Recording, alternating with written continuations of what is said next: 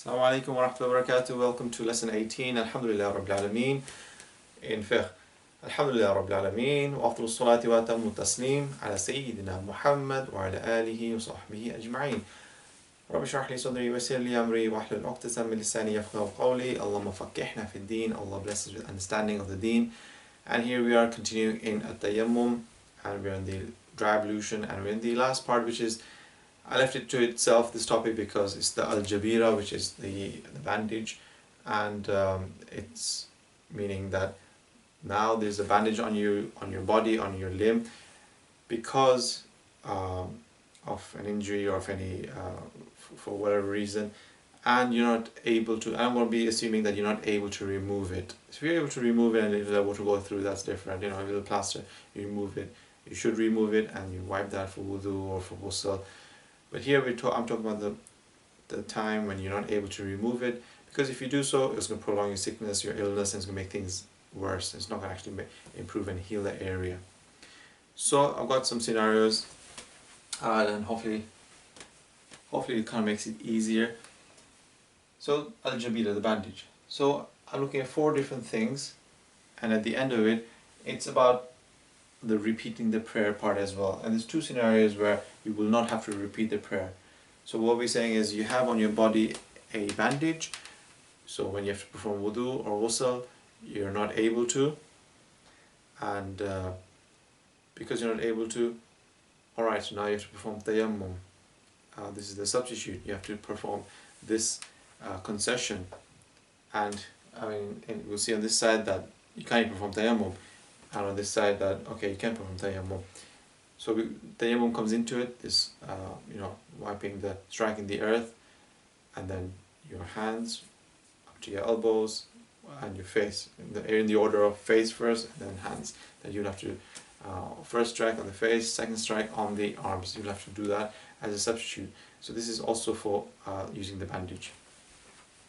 So in the first case, I'm saying the location of the bandage, where is it? So it's here, I'm just showing you on the head or on the feet. This is to do with meaning wudu. The 4 limbs that you have to do for wudu is the hands, the face, but that's on this side, so that's why really, if it's the hands and face, we're actually just going to move on to this side. So it is also part of wudu, yes. Even for ghusl, really, face and hands is part of what you need to wash, but then we'll go on that side. Anything to do with hands and face, we'll go on that side and look at that flow of events. However, if it's the rest of the wudu parts, which is, you gotta wipe the hair or you gotta wash the feet, right? Okay, so that's kind of talking about wudu here. Here we're talking about wudu and ghusl. So again, I've got the head and the feet. I've got the side of the body, because side of the body, hey, you can do wudu, that's fine. You can't. There's not an issue, but you can't do ghusl, complete ghusl, because you're supposed to do the whole body. The whole body is 1 limb. You have to wash it. It's obligatory. So you can't. Let's say you can't do that side or whatever it may be. You can't wash that. So this is going to be about ghusl, but also wudu, because just to show that, okay, you can't wash those 2 areas. And it's just trying to show a different route.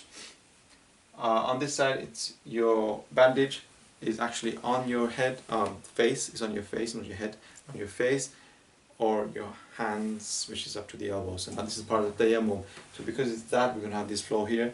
And finally, when we're looking at you having no bandage, yes, you've got an injury, but you got no bandage there, you're just going to wash around it. So that's going to look at that. So in the first case, in the first scenario, we have the next thing is, okay, did you have wudu before that? So knowledge is rewarding. So if you know you have an injury or something, or and there's a chance that you can perform wudu, one should. Because as soon as you go to the doctors, you're going to probably have a whole cast or a plaster or in an area. So then, for some period of time, you're going to be prevented from performing wudu or ghusl. So what does that mean about my ibadah, my act of worship? So that's wise to actually have wudu if you can before. Everybody's going to be in different situations and different pains before. So if you can do wudu, have wudu. Because if you can have wudu, and now next we're looking at the coverage. That area that you're inflicted, you're actually covering the exact area, not more. You can do a little bit extra, but not a huge amount more. Then you won't have to repeat the prayer. So that's the best case scenario, that you had to perform wudu, you cover the exact area and you won't have to perform prayer. However, if you cover extra, more than is necessary, then you're going to have to repeat the prayer. So I didn't mention, so when you have a bandage, what will we be saying? So in wudu and ghusl is going to be different. Wudu, you start your wudu, you wash everything that you have to wash in sequence, but then you get to the part where you have to, you can't wash that part, so it's on your areas where wudu is required. So what then would you do? I'm not talking about hands and face, because then let's just go on that side. Then you would have to stop at that point, perform tayammum, strike the earth, wipe your hands, wipe your face first, strike again, wipe your hands. Remember, it's not there, the bandage is not actually on your face or your arms, that's why you're on this side, still not on this side of the table. And then the area that has the plaster on it, you just wipe it. So regardless at the moment if it's an exact area or you're covering an extra, you just have to wipe it with the water. And then finish the rest of the wudu off, and now you're in a state of, alright, now you have wudu, you're in a state that, you're in a purified state that now you can pray salah. And of course, if you had wudu before and you're doing this, then you do not have to repeat the prayer.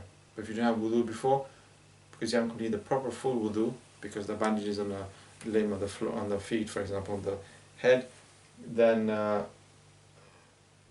if you didn't have wudu, then that's the second part. And also, similarly, you have the choice whether you want to perform tayammum first before you start having a bath, the purificatory bath. Perform tayammum, face, arms. Now have a wash yourself, except that part where you can't, but just wipe it with the water. And then after that, perform wudu to then perform. Then you can perform the salah. But your ghusl is not right. Your wudu can be right because actually the bandage is not in the place where wudu needs to be, but it's on the side of the body, for example. So that's the scenario for ghusl. So that's what we're talking about. You have to perform tayammum in the middle of that sequence for wudu. But for ghusl, you perform the tayammum at the beginning, or preferably at the beginning, because you're going to then wash yourself with water, so you can wipe away that earth dust that you just put on yourself.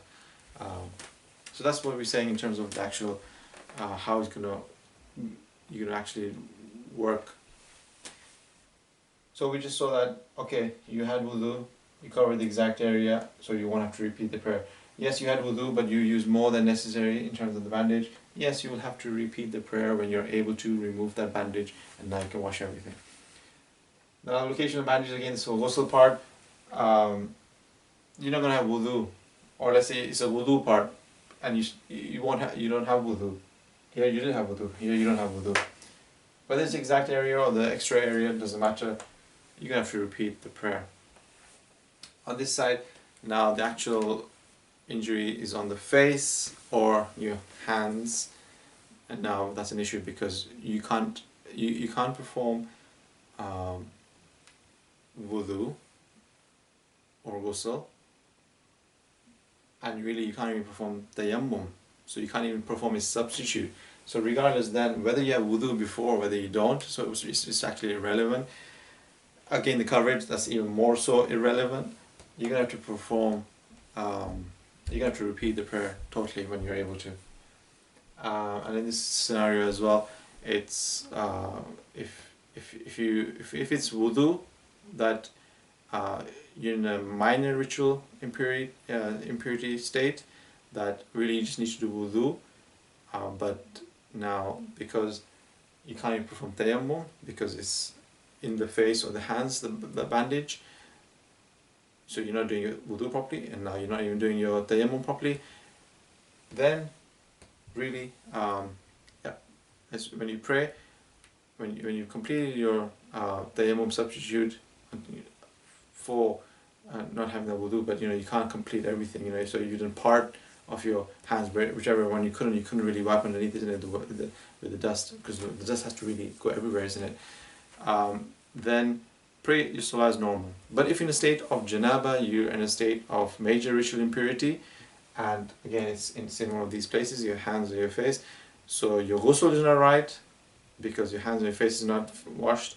And now your tayammum is not right because you haven't even touched that area. You know, if you partially touched your face or you partially touched your hands. So both things are not right. Again, now when you're praying Fatiha, and so you basically really say in the state of janaba, then you have to pray salah.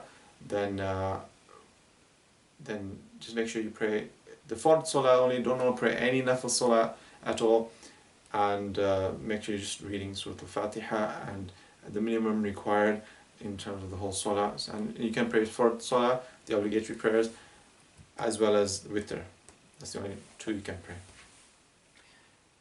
And then finally, the no bandage area is, again, this is the best thing about that, just like the one here at the beginning, is you have no bandage, but you have a wound, you have a infliction, or you have a cut or something, and water is not allowed to touch it. But so what you do is, did you have wudu before?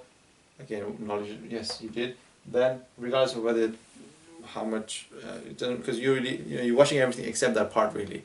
So you're kind of like leaving it exact actually. So that should probably be exact. Do you repeat the prayer? No, you don't repeat the prayer. So you've washed everything that you need to, and you just left that area where you can't. But because you had wudu before, that's the only situation that then you wouldn't have to repeat the prayer. And I hope that explains the jabira, the bandage issue well. وصلى الله سيدنا محمد وعلى آله وصحبه وبارك وسلم.